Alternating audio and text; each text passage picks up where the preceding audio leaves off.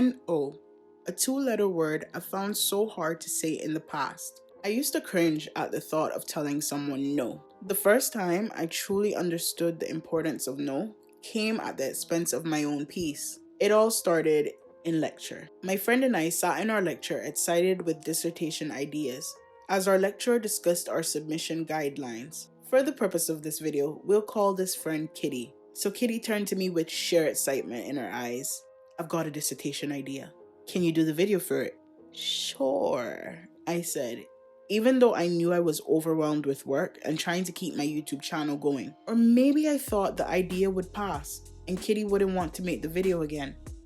But that's just disingenuous. Weeks passed, and each week Kitty reminded me of all the possible details she wanted included in her video. As time drew near, I became overwhelmed. I said yes to a commitment I couldn't keep. I was trying to get my channel off the ground and keep my head above water with assignments. I couldn't possibly handle another project. The night before the scheduled video came, Kitty called and started to discuss video filming and editing plans. I could feel the anxiousness at the thought of pushing my task back to try to give Kitty the video she envisioned. Have you ever been in a position where a simple no would have sufficed? This was the moment. But instead, I agreed once more. I started to feel burdened and made excuses, which were quickly reassured by Kitty. That night, I laid in bed frustrated with myself. I always put myself in difficult positions, avoiding no while putting my tasks and well-being at the back burner. That was it. I couldn't handle this anymore. I was scared to text Kitty. I didn't want to upset or displease her, which I think is a common people-pleasing trait, leading to the inability to say no.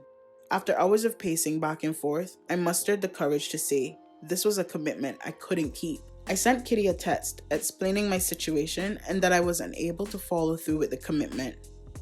Kitty was rightfully disappointed, which was displayed by her nonchalant response.